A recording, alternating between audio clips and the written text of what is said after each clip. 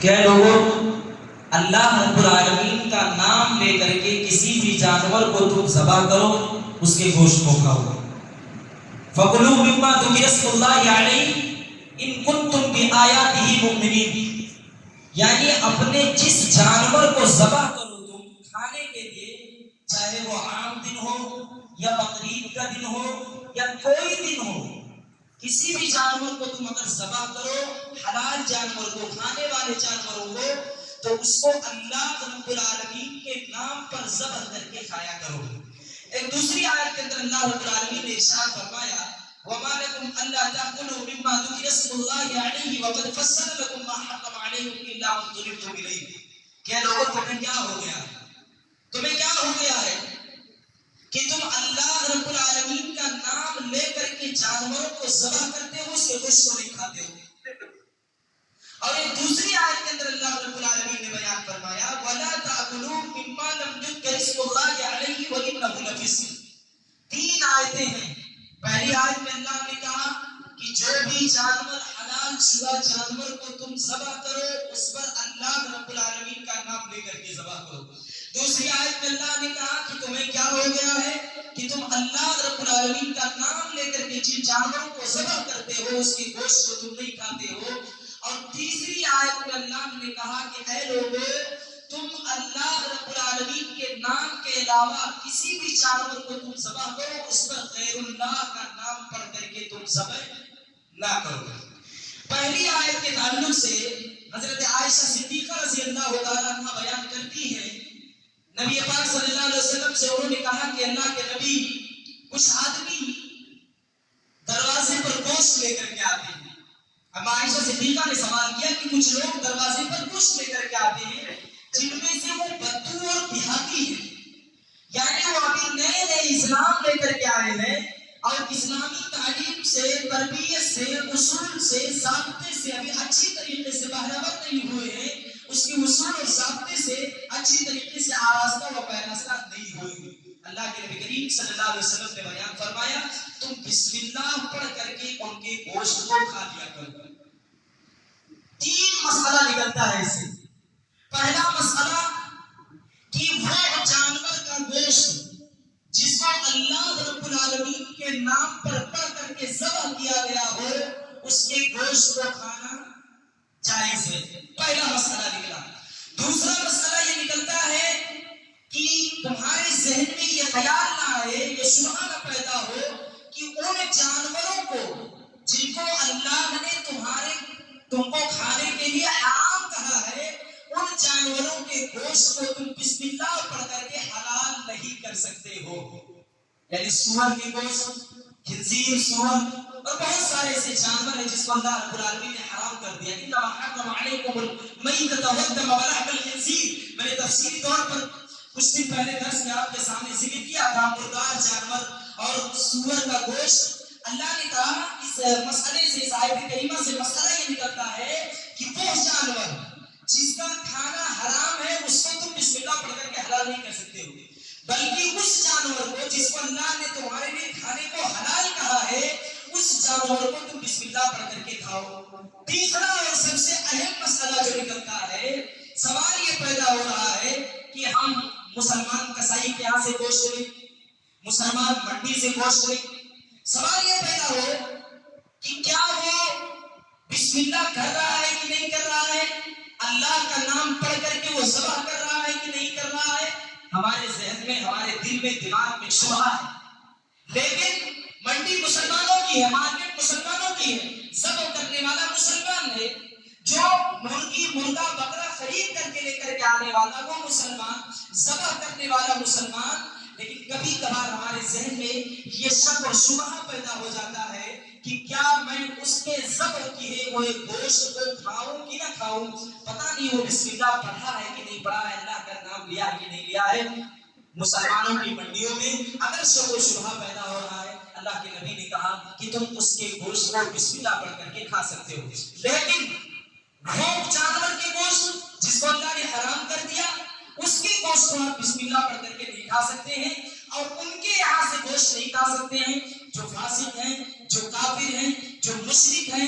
یہ ان تینوں آیت کریمہ سے یہ تین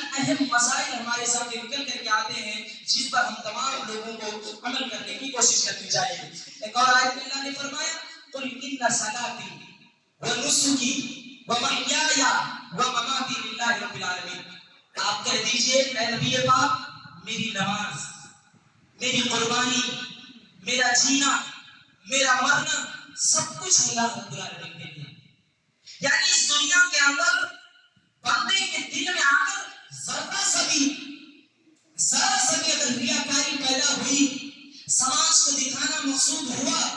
تو وہ عبادت بے مقصد، بے مطلب و بے معنی ہو جاتی ہے. اس آیت کریمہ سے پتہ یہ چلتا ہے کہ اگر ہم نماز پڑھ رہے ہیں اور وہ نماز اللہ کے لیے نہیں ہے، گویا ہماری وہ عبادت ناقابل قبول ہے.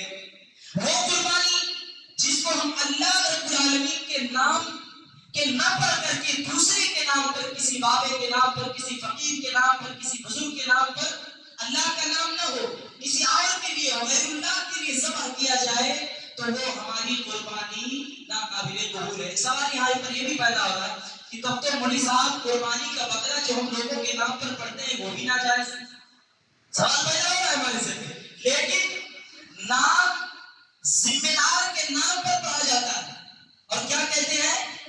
اللہ رب العالمین کا نام لے کر کے اس میں چھوٹا سا خالی کیا ہوا جملہ ہوتا ہے جس میں ہم گارجین کا نام پڑھ کر کے ذبح کرتے ہیں تاکہ ثواب پورے خاندان کو، پورے گھرانے کو مل جائے. ہمارے ذہن میں یہ سوال بالکل نہ رہے کہ مولانا بقرعید میں جو ہم قربانی کرتے ہیں وہ تو اپنے باپ کے نام، اپنی دادی کے نام، اپنی ماں کے نام، اپنے بھائی کے نام پڑھتے ہیں، تب تو یہ غیر اللہ کے لیے ہو گیا. یہ غیر اللہ کے لیے بالکل نہیں ہوگا. غیر اللہ کے لیے وہ جانور ہوگا جس کو اللہ سے کوئی واسطہ تعلق ہی نہیں ہو، ڈائریکٹ دل میں یہ عہد اور نیت کیا جائے کہ میں یہ بکرا فلاں بابے کے نام پر قربان کروں گا، یا یہ بکرا فلاں درگاہ پر میں قربان کروں گا، یا یہ بکرا فلاں پیر، فلاں بزرگ، فلاں ولی کے نام پر قربان کروں گا. سمجھ لیجیے کہ وہ چیز حرام، ناجائز ہے. اور گویا کہ ہم اللہ رب العالمین کی ربوبیت، اس کی الوہیت، اس کی اسماء و صفات کے ساتھ کھلواڑ اور مذاق کر رہے ہیں اور یہ کھلا ہوا شرک ہے. اس لیے میرے بھائی اور دوستوں ان تمام چیزوں سے ہم اور آپ لوگوں کو بچنے کی ضرورت ہے. ایک اور صورت ہے اللہ رب العالمین نے اس صورت کے اندر ایک لمبی اور تفصیلی گفتگو کی ہے انسانوں کے تعلق سے اور شیطان کا بھی تذکرہ کیا، حضرت آدم علیہ السلام کا بھی تذکرہ کیا. اللہ رب العالمین نے کہا فَلَنَسْأَلَنَّ الَّذِينَ أُرْسِلَ إِلَيْهِمْ وَلَنَسْأَلَنَّ الْمُرْسَلِينَ فَلَنَقُصَّنَّ عَلَيْهِمْ بِعِلْمٍ وَمَا كُنَّا غَائِبِينَ. اللہ نے کہا کہ ہم نے تمہارے پاس پیغمبر بھیجے. پیغمبر کے معنی ہوتے ہیں پیغام پہنچانے والا، حق بات کو پہنچانے والا. یعنی ہمارے پاس اللہ کے نبی کریم صلی اللہ علیہ وسلم کو اللہ نے مبعوث کیا، بھیجا، نبی بنا کر کے، پیغمبر بنا کر کے، رسول بنا کر کے، قاصد بنا کر کے، تاکہ وہ ہم کو گمراہی سے، نافرمانی سے، غلط کاموں سے، معصیت سے، ان تمام چیزوں سے روکے اور ایک اللہ رب العالمین کی طرف بلائے، دعوت دے، لوگوں کو شرک سے بچائے، بت پرستی سے بچائے، بتوں کی عبادت سے بچائے، غیر اللہ کے سامنے سجدہ ریز ہونے سے بچائے. اللہ وہی کہہ رہا ہے فَلَنَسْأَلَنَّ الَّذِينَ أُرْسِلَ إِلَيْهِمْ. اے لوگوں ہم نے تمہارے پاس پیغمبروں کو بھیجا. وَلَنُرْسِلَ عَلَيْهِمْ تمہارے پاس پیغمبر بھیجے. اور یہ جان لیجئے تم سے بھی سوال کیا جائے گا. ہم آپ سے بھی پوچھیں گے کہ بتاؤ تمہارے پاس پیغمبر آئے تھے کہ نہیں آئے تھے. اور ان پیغمبروں سے بھی ہم سوال کریں گے کہ اے پیغمبروں بتاؤ کیا تم نے ہمارے پیغام کو بالکل اسی طرح سے من وعن ویسے ہی نہیں امت کو بتایا، لوگوں کو نہیں بتایا جیسے ہم نے تمہارے درمیان وحی کی تھی، تم کو بتایا تھا، تم کو جبریل امین کے ذریعے سے سکھایا تھا. ہم امت سے بھی سوال کریں گے، پیغمبروں سے بھی سوال کریں گے. امت سے سوال ان کے اعمال کے بارے میں ہوگا، پیغمبروں سے سوال ان کی اس چیز کے بارے میں ہوگا کہ آپ کو جو پیغام، جو وحی، جو چیزیں ہم نے آپ کو پہنچانے کے لیے امت تک بھی دی تھی، کیا تم نے اس کو بحسن خوبی انجام دیا کہ نہیں دیا. اس کے تعلق سے اللہ رب العالمین سوال کرے گا. پھر آگے اللہ رب العالمین بیان فرما رہا ہے وَلَقَدْ خَلَقْنَاكُمْ ثُمَّ صَوَّرْنَاكُمْ ثُمَّ قُلْنَا لِلْمَلَائِكَةِ اسْجُدُوا لِآدَمَ فَسَجَدُوا إِلَّا إِبْلِيسَ وَكَمْ مِنْ قَرْيَةٍ أَهْلَكْنَاهَا. اللہ رب العالمین نے فرمایا کہ اے لوگوں ہم نے تم سے پہلے بہت ساری بستیوں کو تباہ و برباد کر دیا، بہت ساری بستیوں کو ہم نے ہلاک کر دیا ان کے گناہ کی وجہ سے، ان کی نافرمانی کی وجہ سے، ان کی بدسلوکی کی وجہ سے، ان کی بداخلاقی و بدکرداری کی وجہ سے، ان کے شرک کرنے کی وجہ سے، اللہ رب العالمین کے در چھوڑنے کی وجہ سے ہم نے بہت ساری بستیوں کو تباہ کر دیا۔ پھر آگے اللہ کہہ رہا ہے اے لوگوں کیا تمہیں یہ پتا نہیں ہے کہ ہم نے نوح کو تباہ و برباد نہیں کر دیا؟ طوفان کے ذریعے، سمندر کے ذریعے سے، سمندر کے پانی سے ان کو تباہ و برباد کر دیا، سیلاب کے زد میں آ گئے۔ اے لوگوں کیا تمہیں پتا نہیں ہے کہ ہم نے لوگوں کو تیز و تند ہواؤں کے ذریعے سے تباہ و برباد کر دیا؟ اے لوگوں کیا تمہیں یہ پتا نہیں ہے کہ ہم نے پچھلی امتوں اور قوموں کو، قوم عاد کو، قوم ثمود کو، قوم لوط کو، ہم نے ان کو زمین کے اندر دھسا نہیں دیا؟ اے لوگوں کیا تمہیں پتا نہیں ہے کہ ہم نے تم سے پہلے بہت ساری ایسی قومیں تھی جن کو ہم نے تیز آواز کے ذریعے سے، چنگھاڑ دار آواز کے ذریعے سے، ہم نے ان کے کانوں کی سنائی دینے والی جو آواز ہوتی ہے، سماعت ہوتی ہے، اس کو تباہ و برباد کر دیا اور اس کی وجہ سے ہم نے ہلاک کر دیا۔ اے لوگوں کیا تمہیں پتا نہیں ہے، فرعون کا وہ واقعہ تمہیں نہیں پتا ہے کہ ہم نے فرعون کو سمندر کے اندر غرق کر دیا، تباہ کر دیا، برباد کر دیا۔ اس کا گناہ یہ تھا، اس کی خطا یہ تھی، اس کی غلطی یہ تھی کہ فرعون جو ہے اپنے آپ کو رب کہا کرتا تھا، اور یہ سارے لوگوں کی غلطی اور خطائیں یہ تھی۔ فَلَنَسْأَلَنَّ الَّذِينَ أُرْسِلَ إِلَيْهِمْ وَلَنَسْأَلَنَّ الْمُرْسَلِينَ۔ ہم نے پیغمبر بھیجے تھے، ان پیغمبروں کی انہوں نے نافرمانی کی، ان کی بات کو نہیں مانا، ہٹ دھرمی پر تلے تھے، اپنے باپ داداؤں کے دین کو چھوڑنے کے لیے تیار نہیں تھے، اس لیے ہم نے ان کو تباہ و برباد کر دیا۔ آگے اللہ کہہ رہا ہے وَلَقَدْ خَلَقْنَاكُمْ ثُمَّ صَوَّرْنَاكُمْ ثُمَّ قُلْنَا لِلْمَلَائِكَةِ اسْجُدُوا لِآدَمَ فَسَجَدُوا إِلَّا إِبْلِيسَ۔ اے لوگوں کیا تمہیں پتا نہیں ہے کہ ہم نے تم کو پیدا کیا، صورناکم، صورتیں بنائی ہم نے، تمہارے شکل بنائے، تمہارے چہرے بنائے۔ ایک دوسری آیت میں اللہ کہہ رہا ہے وَلَقَدْ خَلَقْنَا الْإِنسَانَ فِي أَحْسَنِ تَقْوِيمٍ۔ ہم نے انسان کو بہترین سانچے اور ڈھانچے میں بنایا، ہینڈسم اور خوبصورت بنایا۔ وہی بات اللہ یہاں کہہ رہا ہے وَلَقَدْ خَلَقْنَاكُمْ ثُمَّ صَوَّرْنَاكُمْ ثُمَّ قُلْنَا لِلْمَلَائِكَةِ اسْجُدُوا لِآدَمَ۔ اے لوگوں ہم نے تم کو بہترین سانچے و ڈھانچے میں پیدا کیا، ثم قلنا للملائکہ، پھر ہم نے آدم فرشتوں سے کہا لآدم فسجدوا، کہ اے فرشتوں آدم کو سجدہ کرو۔ فسجد الملائکہ، سارے فرشتوں نے آدم کو سجدہ کیا، الا ابلیس، سوائے ابلیس کے، تکبر کرتے ہوئے، گھمنڈ کی وجہ سے، تکبر اور انا پرستی کی وجہ سے اس نے کہا پروردگار عالم میں آدم کو سجدہ نہیں کروں گا، اور وجہ یہ بتائی، علت و سبب یہ بتایا کہ خلقتنی من نار وخلقتہ من طین، اے اللہ رب العالمین تو نے آدم کو مٹی سے پیدا کیا ہے اور مجھے آگ سے پیدا کیا ہے، آگ اور مٹی کا کوئی برابری نہیں ہو سکتا ہے، آگ کی شعاعیں آسمان کی طرف اٹھتی ہیں اور مٹی جو ہے زمین کے اندر دھستا ہے، اندر دھستی ہوئی چلی جاتی ہے، اس لیے اللہ میں آدم کو سجدہ نہیں کروں گا۔ اللہ رب العالمین نے کہا فَخْرُجْ مِنْهَا فَإِنَّكَ رَجِيمٌ،